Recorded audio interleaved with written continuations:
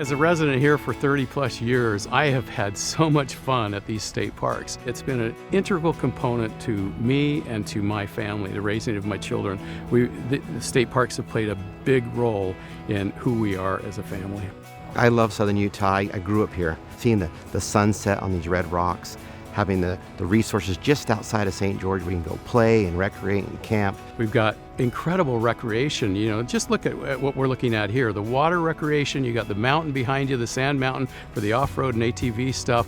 And nowhere in the world can you go where you've got a park like this. For the past 5 years, we've seen significant increases in Washington County in all 4 of our parks. And that's going on throughout the state. Washington County has seen a significant increase. Visitation just accelerated. We had people coming from all over the place. So for instance, Sand Hollow State Park is host to a number of events throughout the year, including the annual Ironman, and this year, the World Championship, the Ironman World Championship and the Ironman 70.3 World Championship. 3 World Championships in 13 months were hosted right here at Sand Hollow State Park, and then that event also goes through Snow Canyon State Park. The infrastructure here is critical to being able to host those kinds of events. Growth is going to happen. We're going to grow, and so the people are going to come to state parks no matter what, whether we have the infrastructure or not and are prepared for that. People are coming here to recreate, and they're coming here for the national park, but the national park can't handle the crowds that it once did. So state parks is filling that need. We've really gone from a park that 4 years ago we didn't have power and water. We had 3 pit toilets when we first started, and now we have a 30-site campground with hookups with power and water.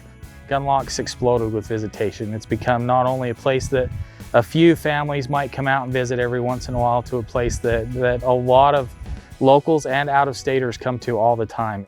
When you showcase places like this to the world, eyes open up, and we show off really, really well. Heber Valley has 3 state parks, Jordanelle, Wasatch, and Deer Creek. Between the 3 state parks, we get about 2 million visitors just between those state parks to our community every year. Tourism is really the spark that ignites a local economy. You bring all these dollars from the outside into the community, and those dollars circulate over and over again. They're buying groceries, they're staying in the hotels and eating in the restaurants, and all of those people, all of those dollars then circulate through the community. We first saw one of these aqua parks in California. We saw it and we just thought, we need that back at home. It's really quite amazing to work with the state, right? They provide this awesome place here for us. We get to bring in these cool facilities and these things to use, and people just flock here. It's awesome. We do go to capacity. If you come on a weekend in the summer between Memorial Day and Labor Day, you can expect to wait in line. Our visitation has boomed. So we're building a new 31-site full hookup campground. As we add camping sites and day use facilities to the park, more people will help not just our concessions here at the park, but also our local economy. Then you think of all of the other type of jobs that go along with running those hospitality businesses and the state parks, with construction and development, planning, engineering, managerial staff. There are just all levels of employment opportunities because of tourism and visitation. What we need to do is use wise management, which I see DNR doing. If we don't grow, then we're going to have limited access.